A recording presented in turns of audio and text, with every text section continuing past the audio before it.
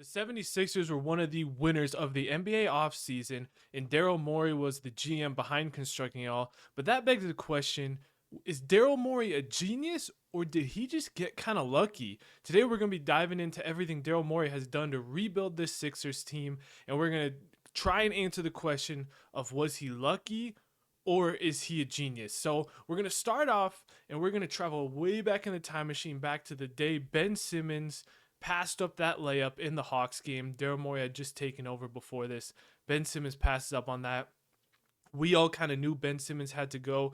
Then he requested the trade in the summer, and a lot of Sixers fans were pushing him to do something. There was like Tyrese Halliburton rumors, there was CJ McCollum rumors, and Daryl Morey said, "No, I'm gonna wait. Someone will give me an offer for the star I wanted." I think it was Harden all along. I mean, the one downfall I think we can kind of put on Daryl Morey throughout his NBA tenure has been his love for James Harden has kind of hurt him a little, but nonetheless, he waits on that Simmons trade. He gets Harden. No matter what you think of Harden, what you think of it, the fact that he got James Harden for Ben Simmons is still a great trade. That was a great outcome. Waiting for that, the Sixers had a chance with Harden and Embiid. It didn't work out in the end, but that was still a great move to give them a great opportunity to try and win the NBA Finals. It didn't happen, but the thought process and everything Daryl Morey did on his side, I think was good. Waiting, getting a player like Harden. Then he goes on.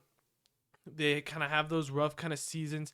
He gets rid of Doc. Then we bring in Nick Nurse. I think that was a home run hire. Everyone kind of knew Nick Nurse. One of those technician guys. There's some weird like stuff with. He had weird relationships with some of the like OG Anunoby and Pascal Siakam and some weird relationships coming out of Toronto. But we knew he was like a really smart genius coach. That was a great hire by him. And then there's the whole Harden saga where Harden takes a team friendly deal. Now Daryl Morey getting him to take that deal was huge in the first place. He takes the team friendly deal, and then he comes back up now for for another deal that they're renegotiating, and Morey says, "No, we're not giving you the max." And we don't know whether there was a handshake, "Hey, you're going to get the max if you take this team friendly deal in a year or two." We don't know if that was the case. We don't know all the details, but we do know is Harden thought he was getting that 4-year max. Morey said, "No, we're not giving it to you." And then Harden ends up opting. He could have walked, but I think it was more. I don't know if Morey convinced him or Harden just did it, but Harden opts into the contract, which gives the Sixers so much more value because he could have easily just walked. He was a free agent, but he opts in, and then Morey says, "No, we saw what you and Harden. This isn't going to work out. We're not going to give you the max because a lot of teams will just give the player the max and say, hey, it'll work." Like you see, like Orlando with Franz, Toronto with Scotty Barnes. Teams get scared of players walking and they say, "We're just going to give you the max." Like OG Anunoby with the Knicks. Even if it's too much money, we're just going to pay you just because we need a player and we don't want to lose you for nothing. But Morey looked hard in the eyes and said, "Walk if you want, but we're not giving you the max." And he ends up opting in. And then another time he waits for the trade, and then he goes ahead and does the trade with the Clippers. And I think there's a lot of smart things about this trade with Clippers. The picks are huge. I think one of the most underrated things he did in this trade with the Clippers was getting rid of that PJ Tucker contract, because like he's still getting $15 million a year for this last year, and then this coming year he's still getting $15 million a year. The Clippers are trying to trade that, but like he doesn't even play, so being able to get rid of that contract is huge. And then every every contract he got back was a 1-year kind of expiring contract. When you look at like the different like Oubre and Robert Covington and the not Oubre, Batum and Covington and some of the guys he got back, those were all 1-year guys, especially like KJ Martin. We have like the bird rights. I don't know that whole situation, but they're all 1-year deals because his whole vision was we are building this cap space for 2024 where we're going to get a star. And alongside that trade for the expirings, getting rid of that PJ Tucker, building all that cap space, getting the draft picks along, which are huge. I'll talk on the draft picks too when we get to Paul George. Spoiler alert if you don't watch the NBA, Paul George is on the Sixers. But he also tells Maxey they could have given Maxey the max last year, and he definitely deserved it. But they told Maxey, "Hey, listen, if you wait, they brought Joel in the meeting room and said, if you wait, stay the line." And Joel went, "Trust the process," and then we'll give you the max next year. I'm sorry, that was an awful impersonation of Joel B. But they told Maxey, "Trust the process. give us another year. We'll give you your max next year, but if we wait, we can have some extra cap space, and that's going to help us in 2024 to be able to sign a guy like potentially PG. And so Maxey, props to Maxey. He deserved that whole museum thing they did for him because Maxey waited to get his money. He waited to get his max so they can have all this cap space. Alongside, before that last season, they gave Oubre the 1-year prove it deal, which was huge because he had a good year in Charlotte, but everyone was like, oh, it's empty stats on a bad team.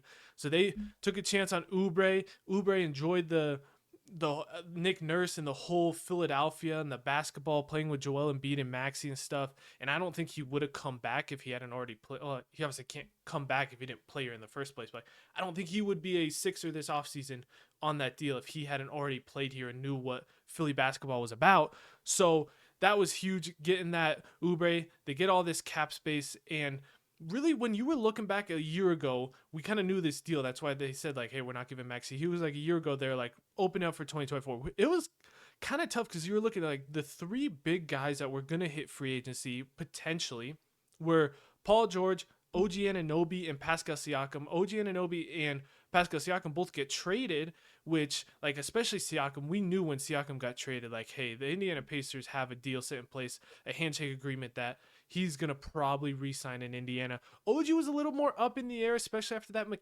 kind of before the Mikal Bridges trade. It was kind of like he's going to re-sign Mikal a little, but you kind of thought he was going to re-sign. So really, Daryl Morey was putting all of his chips on Paul George hitting free agency, and it ends up working out. He ends up getting Paul George.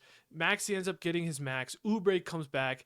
Eric Gordon on the vet min. Caleb Martin ends up signing on a great deal, mainly because he sees the vision of Paul George coming. Like, Caleb Martin's not coming on that deal if we don't have Paul George coming in the building, and that just the potential of how good this team could be. So there's a lot of huge things. And then he gets that. Another smart part of this offseason that Daryl Morey is that he was patient with PG, like, because there was the whole reports that they're moving on from PG. Every Sixers fan wanted them to do a draft day trade their first round pick, go make a move, go get Brandon Ingram, go get Jimmy Butler, go get Lauri Markkanen.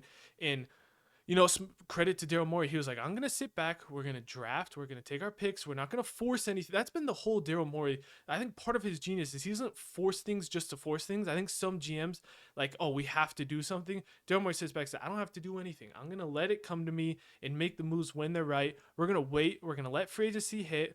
We're going to test out PG, see if he wants to come here. Because if he signs, we're not giving up any draft capital. So credit to him for being patient. But we were talking about this PG, and you're thinking like, damn, Daryl Morey's a genius. But part of where the luck that I want to talk about coming into play here, part of the luck that comes into play is, I mentioned there was like the three dudes, and most of them re-signed. Like, big money guy, like, stars don't hit free agency in the NBA. It's very rare. And I think they got really lucky that PG was able to hit free agency in the year that they had cap space.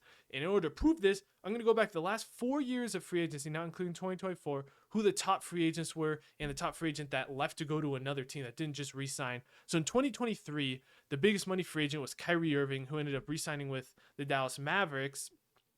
And then the top guys who left and ended up going to another team were Fred VanVleet, Bruce Brown, and Dylan Brooks. None of those guys are your third star to create a big three. In 2022, Levine and Harden were the biggest free agents. Both of them re-signed with their teams. That was when Harden took the cheap deal to come back. And then the biggest ones that left were Brunson and Kyle Anderson. Now, Brunson turned into a star, but at that time, we didn't view him as obviously like a top 5 player in the NBA like he is now. So a little different. And then Kyle Anderson was the next one, the biggest that left. Not great options. 2021, Kawhi and CP3 re-signed. The biggest guys that left were Kyle Lowry, Lonzo was a sign and trade, and then DeRozan. Like, good players, probably not your stars. In 2020, Anthony Davis and Brandon Ingram re-signed with their team's biggest contracts, and then the biggest ones that left were Gordon Hayward. Now, this isn't like Utah Gordon Hayward. This is Celtics to Charlotte Gordon Hayward, and then Bogdan Bogdanovic. So, like, the fact that PG hit a free agency is so lucky, I think, on Daryl Morey's. And the vision ended up working perfectly, but you needed some luck.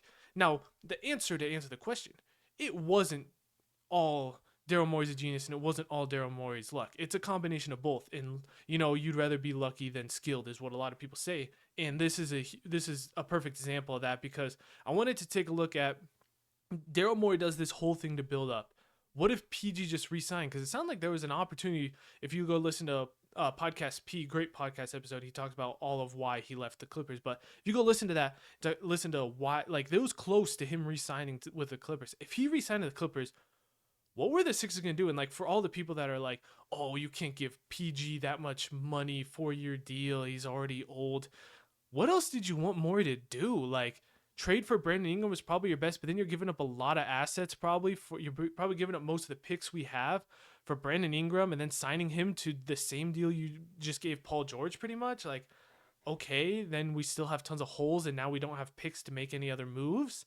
Okay, say you don't trade for Brandon Ingram, what, you're gonna spend your cap space on like KCP and DeRozan was probably the best case scenario, and who knows if KCP would have even wanted to come here over the Magic. DeRozan, we already know he came out and said he wanted to go to Cali, so that's probably unlikely. So like, if we don't trade for Brandon Ingram and we don't sign Paul George, you're looking at like KCP and I don't know, just some other like solid role players. Like, there wasn't much offer. I don't think the Sixers have the assets to do the Laurie trade. I mean, Laurie Markkinen seems like his market's like huge right now. Like, I think Golden State could beat the Sixers in a value battle for Laurie Markkinen any day of the week with some of the picks, and they got like Moses Moody, Jonathan Kuminga. They got the contracts with like Wiggins and stuff. Like, I don't think we could have beat the Warriors in a bidding battle for Laurie Markkinen. So it's like, PG was the only move, and credit to Morey for he had a vision and the vision worked out. And I got to give credit there, but there definitely was some luck that we can't underestimate, because signing a big money free agent is a risk, and it worked out. There was the whole, remember when like everyone was saying Miami's keeping all this cap space for when Giannis hits free agency and Giannis extends. Like, there's a lot of times with that you're like, you build up for this big free agency that just never happens. It actually happened, and credit Daryl Morey for making it happen. Plus, I don't think the Sixers are done. They had a great draft. We got a lot of pieces. We still have KJ Martin. We still have his bird rights. So we keep him. We still have a couple first-round picks that we can end up. You can package Martin's contract with some picks and still go get a dude. Dorian Finney-Smith is still a dude. I wouldn't mind the Sixers to go target, throw a first-round pick on there. Go get Dorian Finney-Smith, a great wing that can play along. And then the last part I want to mention that I think is just funny is with the Harden trade, we got I believe it's two first-round picks from the Clippers in like 2027, 2029. So not only did we take the Clippers picks, not only did we take Paul George from the Clippers, but taking Paul George from the Clippers makes the Clippers worse, which makes those picks we got more valuable. So it's like a double whammy signing PG. Those picks become so much more valuable, especially like Kawhi, if he doesn't play, like James Harden's on a 2-year deal. When 2027, 2029 runs around, there's a chance those Clippers picks are massive values. I mean, those Clippers picks might be some of the more valuable picks you can have in the league looking at like 2027, 2029. So that's so in the end, yes, it's a combination of both. There is no answer. Is he a genius or is he lucky? I think he's a genius that got lucky. There's the answer. Sorry for answering it like that. But anyways, that's going to be it for this episode. Let me know some of the other moves you guys think the Sixers could have done, what you think about Daryl Morey and all the moves they've done, maybe some bad things, good things they did. Let me know. I'm going to keep the content rolling out here. Check out my Team USA basketball video I did, or if you're a soccer fan, I did one on Team USA soccer, and I'll see you guys for the next one.